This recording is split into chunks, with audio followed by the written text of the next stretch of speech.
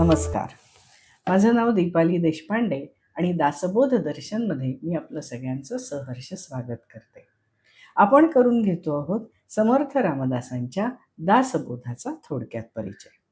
प्रत्यक्ष दासबोधाकडे वळण्यापूर्वी मी आपणा सर्वांना आषाढी एकादशीच्या अनंत हार्दिक शुभेच्छा देते.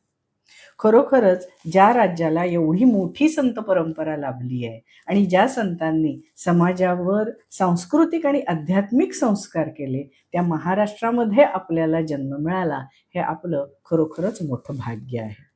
त्या सगळ्या संतांना साष्टांग वंदन करून मी पुन्हा दासबोधाकडे वळते. आतापर्यंत आपण दासबोधातल्या पहिल्या दशकातले 3 समास बघितले. आता आपण या वेळेला बघणार आहोत चौथा समास, ज्याचं नाव आहे सद्गुरुस्तवन. आतापर्यंत आपण गणपती, शारदा या संकल्पना बघितल्या. आता आपण प्रत्यक्ष व्यक्तीकडे आलेलो आहोत.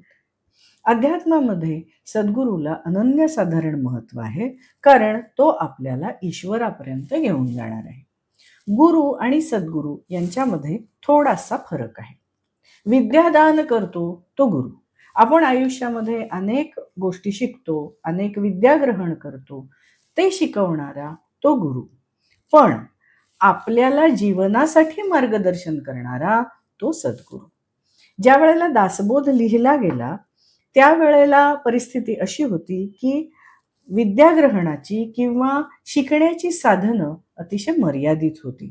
गुरुकुलात जाऊन किंवा पाठशाळेत जाऊन शिक्षण घेणं हे काही मोजक्या लोकांनाच शक्य होतं. बहुतेक समाजाला तेही अवघडच होतं. अशा वेळेला आपल्यात काय चांगलं आहे, आपण काय करू शकतो, हे समजून सांगणारा आणि आपल्याला घडवणारा असा सद्गुरू प्रत्यक्ष भेटणं हेच गरजेचं होतं. आणि प्रत्येकानं अशा सद्गुरूचा शोध घेत राहावा अशी समर्थांची अपेक्षा असावी. म्हणूनच सद्गुरूचं महत्व सांगताना ते असं म्हणतात, तुझी येन अभयंकरे अनावर माया हे ओसरे, जैसे सूर्य प्रकाशे अंधारे पळून जाये. सूर्य उगवला की अंधार पळून जातो, सगळीकडे छान प्रकाश पसरतो. तसंच सद्गुरूची कृपा झाली की मायेचा शिडकावा होतो आणि अज्ञानाचा अंधार दूर होतो. आपल्यातल्या गुणांची, अवगुणांची, कौशल्याची आपल्याला जाणीव करून देऊन ईश्वरापर्यंत आपल्याला घेऊन जाणं हे सद्गुरूचं काम असतं. हे खूप अवघड असतं आणि खूप काळ चालणारं असतं. पण एकदा का शिष्य तयार झाला की मग सद्गुरू आणि शिष्य यांच्यातलं अंतर खूप कमी होऊन जातं. त्या शिष्याची आपल्या कार्यातली प्रतिभा किंवा सामर्थ्य इतकं वाढतं की शिष्य आणि गुरु यांच्यामध्ये काही भेदच नाही असं वाटतं. अशा शिष्याला सत्शिष्य असं म्हणलं जातं.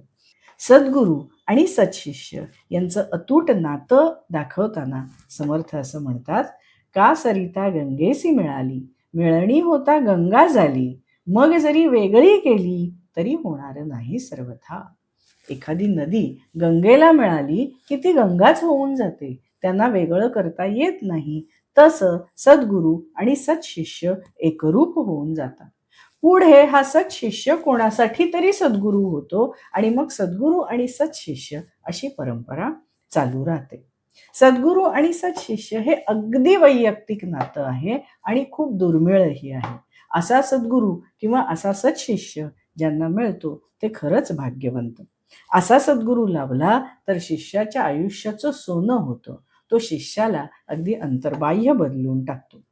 इतका जो शिष्याच्या आयुष्याचा करता धरता आहे त्याचं वर्णन कसं करावं, तो अगदी वर्णनातीत आहे असं समर्थ म्हणतात. त्याला या सृष्टीतल्या कशाचीही उपमा देता येत नाही, ती अयोग्य ठरते. अगदी सूर्याची सुद्धा उपमा त्याला देता येत नाही.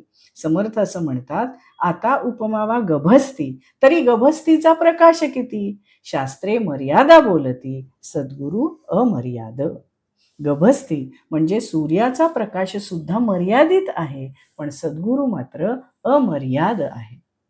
इतका तो मोठा आणि प्रभावी असतो की सगळ्याच्या तो वर उडतो. म्हणून समर्थ म्हणतात, तयासी उपमा काय द्यावी, नाशिवंत सृष्टी आघवी, पंचभूतिक उठा ठेवी न चले तेथे. पंचभूतांपासून बनलेली ही सृष्टी नाशवंत आहे. या सृष्टीच्या किंवा पंचभूतांच्याही पलीकडे असणारं परब्रह्म जे आहे तिथपर्यंत आपल्याला सद्गुरू घेऊन जाणार आहे. म्हणून या सृष्टीतली कोणत्याही गोष्टीची उपमा सद्गुरूच्या प्रभावापुढे खुजी आहे. कोणत्याही आध्यात्मिक अनुभवासाठी किंवा आध्यात्मिक प्रगतीसाठी सद्गुरू अत्यंत आवश्यक असतो, अशी भारतीय परंपरेची धारणा आहे. म्हणूनच समर्थांनीही या समासात अत्यंत सुंदर शब्दात सद्गुरूचं वर्णन केलेलं आहे. हा होता चौथा समास. पाचवा समास आहे संतस्तवन. तो आपण पुढच्या वेळेला बघणार आहोत.